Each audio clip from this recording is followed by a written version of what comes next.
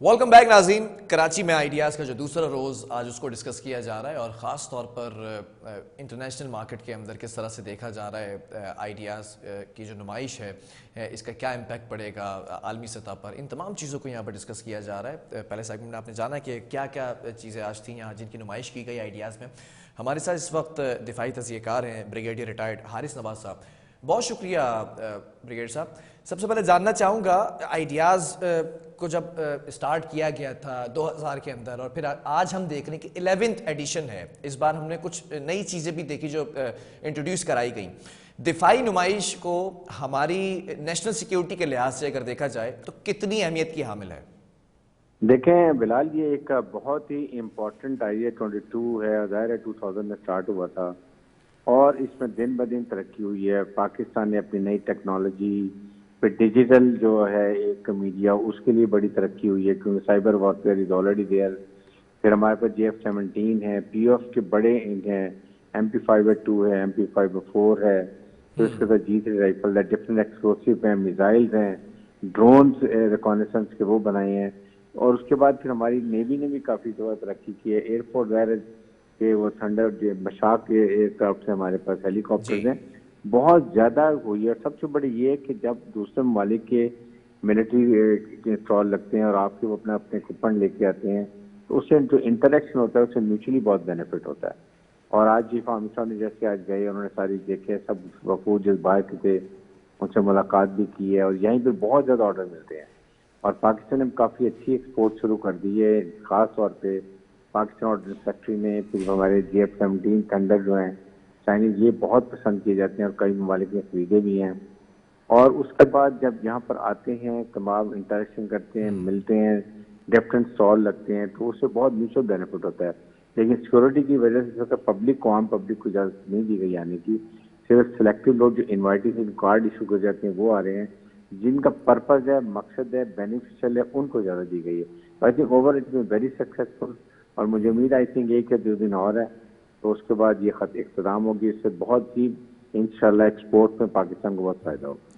ठीक है ब्रिगेड साहब, अगर 90 की दिहाई के बाद बात की जाए जब इस सोच का आगाज़ हुआ था, पॉलिसी साजों ने इस फिक्र को जो है वो उजागर किया कि हथियारों की तैयारी और इसकी मनसूबाबंदी की जानी चाहिए। फिर हम ये देखते हैं उस वक्त से लेकर अब तक 11th एडिशन के अंदर मुख्तलिफ चीज़ों को हम इंट्रोड्यूस कराते रहे हैं। फिर इस नुमाइश में अगर देखा जाए तो हमने अपने टेक्निकल इक्विपमेंट्स की अगर बात की जाए तो उसको आर्टिफिशियल इंटेलिजेंस के साथ हमने मुंसलिक किया है। तो ये आलमी सतह पर हमारी मुल्की दिफा को किस तरह देखा जाएगा?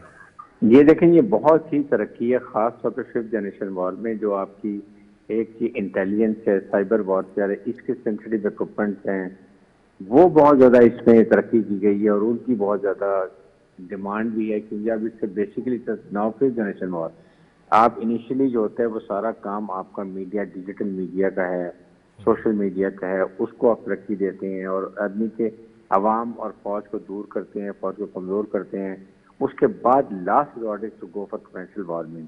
तो आई थिंक उस लिहाज से ये बहुत ही सक्सेसफुल है और दुनिया को पता चलता है कि पाकिस्तान ने कितनी तरक्की की है। हमारे जितने पाकिस्तान ऑर्डनेंस फैक्ट्री में जो चीज़ें बनाई जाती हैं और उनको यहाँ पर ख़ास तौर पर ला के दिखाया जाता है दुनिया को, फिर उसके उतने ही ऑर्डर प्लेस होते हैं। इसी तरह बाहर के ममालिक आए हुए हैं वो शो कर रहे हैं। फिर बाहर की जो दूसरी कंपनीज हैं, जैसे बड़ी बड़ी कंपनी है, जैसे यहाँ पर ये आपके बोइंग से जो F-16 हैं और डिफरेंट ऑर्गेनाइजेशन हैं, वो आके अपने स्टॉल लगाते हैं, वो अपना प्रोजेक्ट करते हैं।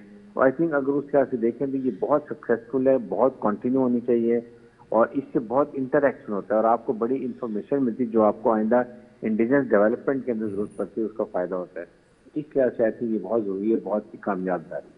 ठीक है, पाकिस्तानी साख्ता अल-ज़रार की बात की जाए, अल-खालिद है, हैदर है, कस्वा टैंक है, सुपर मशाक है, ये तमाम चीज़ें हमने देखा कि तवज्जो का मरकज़ बनी रहीं। और पाकिस्तानी साख्ता जो टैंक्स हैं या फिर जो सुपर मशाक का मैंने तस्करा किया, फिर अगर हम हैवी इंडस्ट्री टेस्ला की बात कर लें तो टेस्ला क्या इस वक्त ये कैपेसिटी या कैपेबिलिटी रखता है कि हम एक्सपोर्टर्स बनने जा रहे हैं? डेफिनेटली वहाँ पर आपका अल-खालिद टैंक है, आपकी APCs वहाँ पर बन रही हैं।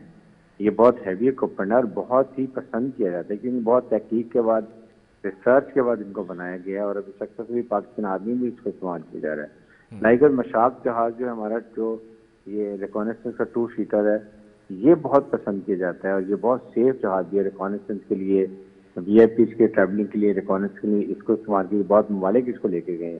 یہ ایکچولی سویڈش ٹیکنالوجی جو پاکستان میں آئی اور پاکستان نے خود انڈیجنس شروع کر دیا. لائک وائز جو ہم F-17 تھنڈر کی بات کرتے ہیں وہ چائنیز ٹیکنالوجی بہت پسند ہے. ابھی بحرین میں جو شو ہوا اس میں اس نے اتنی زیادہ اپنی مینوربلٹی دکھائی ہے کہ اس ویری گڈ فائٹر بامبر ہے، اس کو بہت پسند ہے. بڑے آرڈرز مل رہے ہیں پاکستان کو. آئی تھنک یہ ویری گڈ سورس کہ ہمیں اس میں بہت فورن ایکسچینج ہم مان کر سکتے ہیں. دا اونلی تھنگ از کہ اب ہمارے سائنٹسٹ اس میں اور امپروو کر رہے ہیں. جب دوسرے ممالک سے ملتے ہیں ان کی ٹیکنالوجی کو مرج کرتے ہیں. آپ کئی ممالک ہیں جو پاکستان کو اسلحہ دیتے ہیں، وہ کہتے ہیں ہم آپ کو یہاں بزنس لائیں گے، یہاں اسمبلنگ کریں گے، آپ کو اس سے وہ ٹیکنیکل نو ہوتی ہے اور اس کے بعد ریپیئر کی جو ہوتی ہے وہ پرابلم نہیں ہوتی ہے.